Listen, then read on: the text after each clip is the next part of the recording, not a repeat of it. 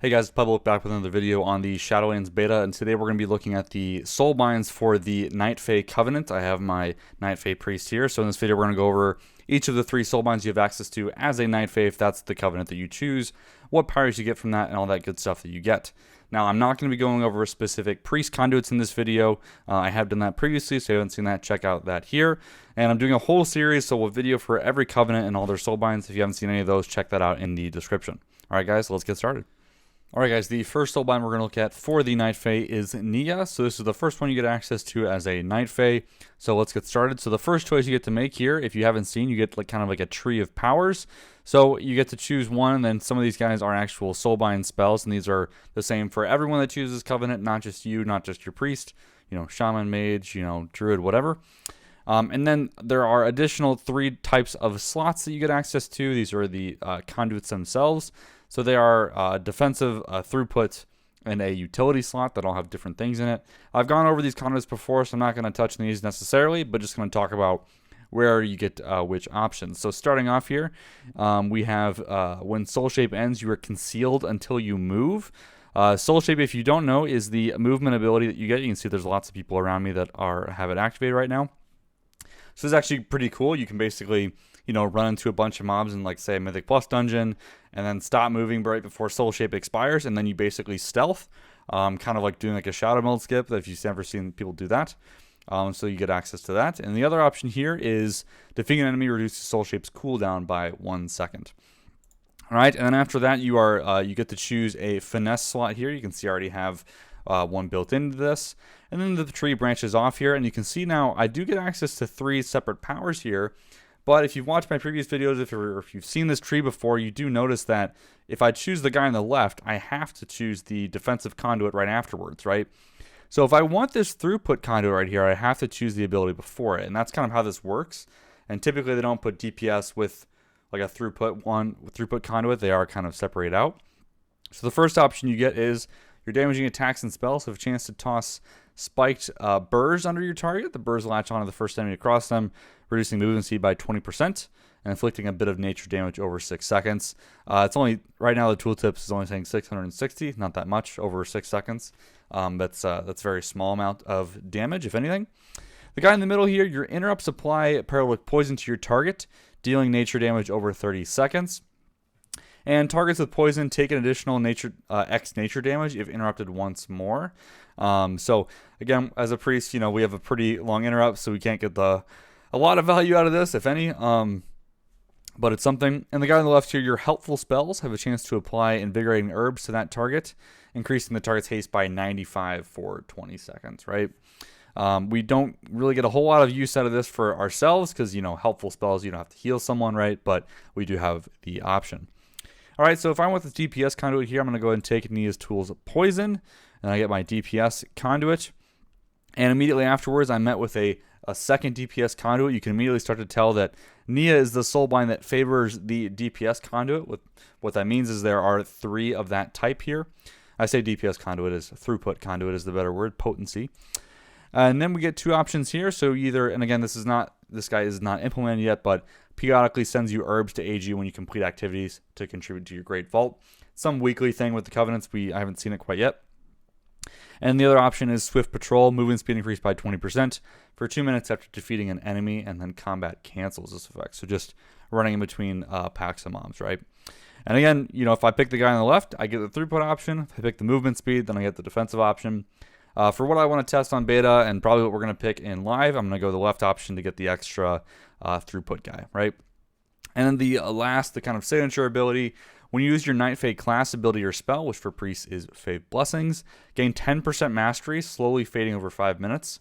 I have noticed that in actuality, this does fade a bit faster, or, you know, faster than you would think, but hey, you get static mastery, you know, who doesn't love free stats, right? So that is Nia. That is the first Soulbind for the Night Fae. Let's move on. Okay, next up, our second Soulbind for the Night Fae Covenant is Dreamweaver, right? Okay, so let's get started here. The first ability we get is Field of Blossoms.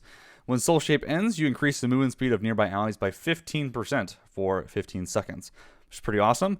And keep in mind, Soul Shape, this is the movement speed ability. So you have this for 12 seconds of movement speed for yourself and access to that blink. And then after that expires, your whole group gets movement, which is pretty cool. And then afterwards, we get to slot into a defensive option. You can start to piece together. This is the defensive Soulbind. So you get 3 conduit slots here that are defensive type. And then we branch out here. We have 3 options. The first one is Social Butterfly.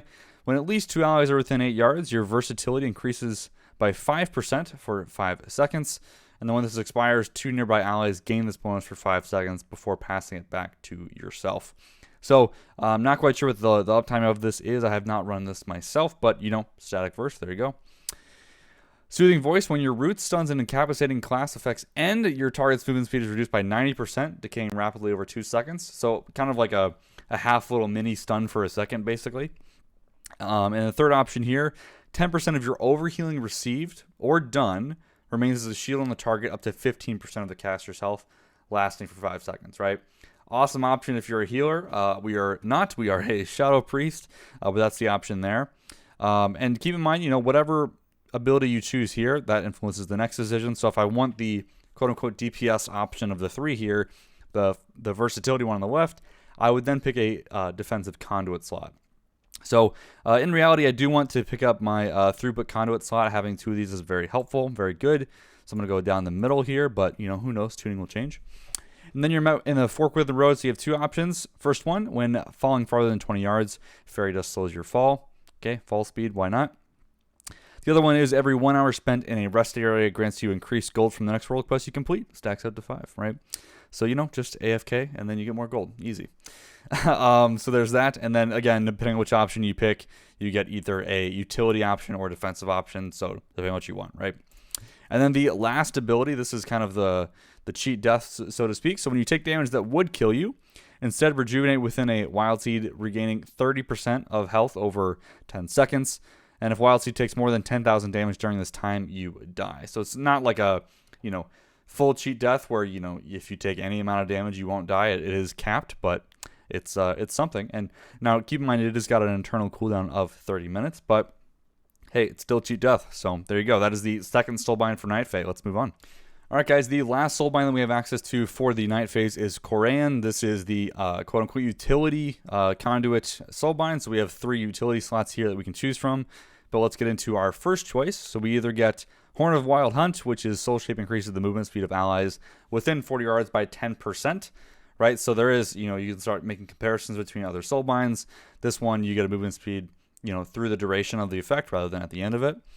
The other option here is while out of combat, your Soul Shape's teleport becomes a charge, stunning your target for 2 seconds and ending your Soul Shape. So, not sure how useful this is as a range spec, but again, keep in mind these Soulbinds are for everyone in the game, so that's why it might not seem super intuitive as a priest for this or as a range for this, but there you go. And again, if you want the DPS one or the throughput conduit, you have to go the path on the left, so I'm going to go ahead and do that. That's typically what I want as a Shadow Priest. And then we have to choose this defensive conduit, so you slot something in there. We're going with a choice of 3 here, so you can either do the one on the left, which is while in front of your target, your spells and abilities decrease the damage they inflict on you by 2% for 3 seconds. Middle guy, damaging an enemy before they damage you, increases your critical strike chance by 10% for 10 seconds, right? So basically every new enemy you face in kind of like a raiding environment, you deal, 10% extra crit chance for 10 seconds, right? Towards them. So there you go. And then the guy on the left, after 5 seconds of standing still, you take 10% less physical damage until you move, right? So you're basically, from a DPS perspective, looking at one of these 2 options. And really, first strike is going to be kind of like a math question, right? Like, what's better? I don't know. Got to sim it, whatever. Because if you take this, you can't take the throughput conduit slot here. So you have to make a choice. I'm willing to bet it's probably not going to be this just because, you want your 2 DPS throughput conduits. Those are almost always going to be the choice, but time will tell there on what's actually better. So now if we continue through the trees, you get a finesse slot here of utility, and then you get 2 options. Your weapon takes no durability damage, right? Save you some gold. Or your mounted movement speed is increased by 3%. Allies behind you within 40 yards also gain this benefit, which is kind of a cool. It's like you're the front of the pack, more or less.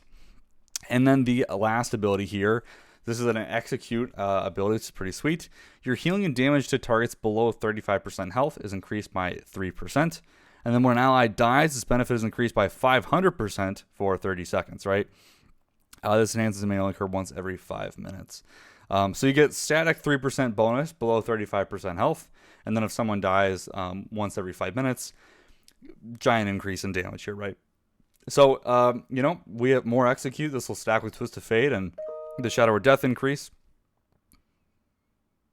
So yeah, this will stack with Twist of Fate and the Shadow or Death increase. So you get a lot of options here. But so yeah, definitely as far as Soulbinds go, this is a pretty solid Covenant choice, even though, you know, the Night Fae aesthetic isn't the one that I'm a big fan of. But there's a lot of good options here from a DPS or perspective, especially in a raiding environment. All right. And those are the Soulbinds for the Night Fae. All right, guys, that is it for this video. I hope you enjoyed it. We're doing a whole series on every single Covenant that we have out right now. So if you want to see the other Soulbinds for the other Covenants, just check those out in the links below. But that's it for this one, guys. Thanks for watching.